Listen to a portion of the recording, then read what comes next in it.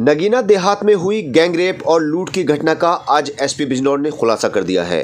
SP ने media conference करके press को बताया कि महिला के साथ किसी भी तरह का कोई गैंगरेप नहीं हुआ है।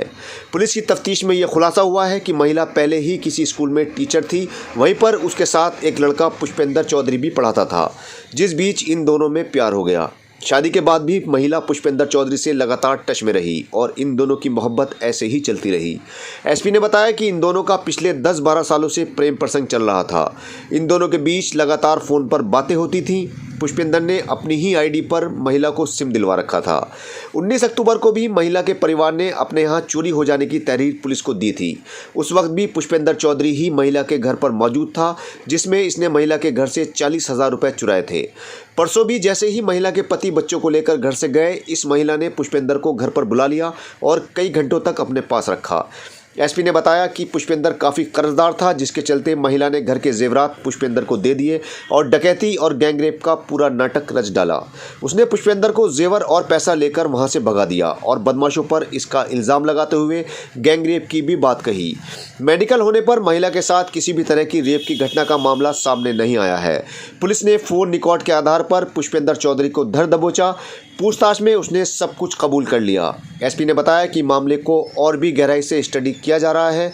पता लगाने की कोशिश की जा रही है कि इस कांड के वक्त क्या पुष्पेंद्र और इस महिला के अलावा भी कोई और इस कांड में शामिल था या नहीं।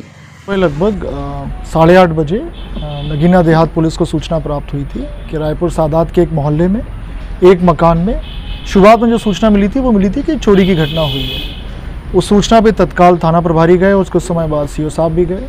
वो दोपहर में एक तहरीर दी गई कि घर में डकैती हुई है और घर में जो पीड़िता थी उसके साथ सामूहिक दुष्कर्म की घटना हुई है। उसके बाद घटनास्थल का निरीक्षण मेरे द्वारा भी किया गया और सुसंगत धाराओं में अभियोग दर्ज किया गया।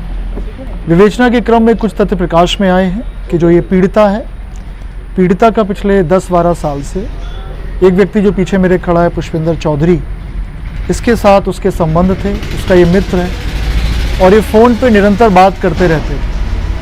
विवेचना के क्रम में ये भी आया प्रकाश में जो 19 अक्टूबर को चोरी की घटना हुई थी, उस समय भी ये व्यक्ति घर पर आया था और एक लगभग इंटरोगेशन में निकल के ये आया कि लगभग 40,000 रुपये ये चोरी करके गया था। 14 तारीख की शाम को लगभग 5:51 पे पीड़िता ने इसको पुष्पेंद्र चौधरी को घर पे बुलाया, क्योंकि पीड़िता के परिजन धामपुर गए थे एक फंक्शन के लिए।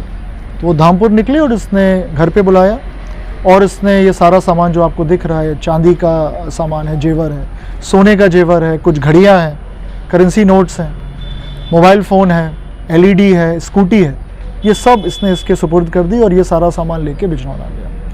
विवेचना में ये भी आया है, तथ्य प्रकाश में आए हैं कि इसके ऊपर कर्जा है काफ़ी, उसको चुकाने के लिए इसने घटना पीड़िता के साथ मिल के की। विवेचना के क्रम में तथ्य में ये भी आया प्रकाश में कि जो चोट पीड़िता को आई है वो उसने स्वयं की है, इसके साथ मिल के की है। अभी तक की विवेचना में दुष्कर्म की कोई बात की पुष्टि नहीं हुई है।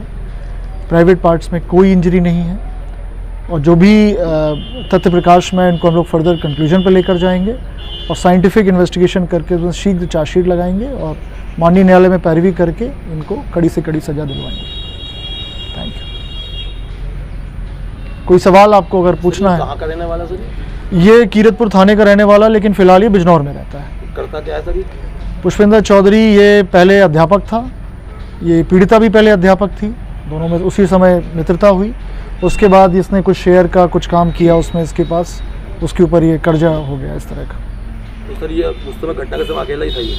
अभी तक तो यही प्रकाश में आया कि अकेला था, लेकिन इसके साथ अगर कोई और भी था तो उसकी हम लोग इन्वेस्टिगेशन कर रहे हैं। लेकिन फिलहाल इसने यही बताया कि अकेला गया था, लेकिन हम हर चीज़ को बिल्कुल गहनता से विवेचना कर रहे हैं। तो सर ये पुलिस वहाँ तक पहुँची इस तक, तो इसके लिए क्या रास्ता बना, मतलब क्या साधन बना, कौन सा रास्ता बना इससे जो इस तक? इंटरोगेशन हम लोग करते हैं। हम लोगों ने क्राइम सीन है, आपने भी देखा होगा कि शाम को 7 बजे कोई छत के रास्ते से कूद के इस तरह की घटना कर दे, जनरली नहीं होती है, अमूमन नहीं होती। इसलिए हम लोग भी इसको थोड़ा, जैसे आपने बताया मीडिया में चला भी है, कि हम लोग थोड़ा अलग दृष्टि से इसको देख रहे थे, हर एंगल से इसको देख रहे थे, कहीं कुछ, क्योंकि सटीक सूचना देना कि हम लोग परिजन को ने कहा था कि 10 बजे रात तक हम लोग लौट आएंगे और परिजन लगभग 5:30-6 बजे गए हैं, तो 4 घंटे की ये जो सटीक सूचना है वो वही कर सकता है जो परिचित हो। या घर का इंसाइडर हो। तो बाहर का हम लोगों ने इसलिए उसको कर दिया था कि बाहरी कोई घटना ये कर नहीं सकता, ज़रूर किसी ने इसकी मुखबिरी की है या फिर घर से कोई इन्फॉर्मेशन लीक हुई, उसके बाद ये घटना हुई है। तो पूछताछ में इसने कुछ नहीं बताया कि इसके साथ कोई था नहीं था? और पूछताछ अब कर रहे हैं, आपके सामने है। मतलब अब कल शाम को मुकदमा लिखा गया, अब 24 घंटे में ये सब पूरी रिकवरी आपके सामने है। और भी जो महिला- हाँ, महिला को इसने अपने आईडी पर सिम दे रखा था, जिससे वो इससे बात करती थी। सर उसमें इस संबंध में जो इनकी अरेस्टिंग हुई है, क्या इस संबंध में जो इनके साथ थी महिला, उसके विषय में भी कोई विधिक कार्रवाई की? बिल्कुल विधिक कार्रवाई की, जो भी इस घटना में शामिल हैं, कॉन्स्पिरेसी में, प्लानिंग में, उन सब पे कार्रवाई की जाएगी। ठीक, धन्यवाद। और कोई सवाल? थैंक यू, बहुत बहुत धन्यवाद।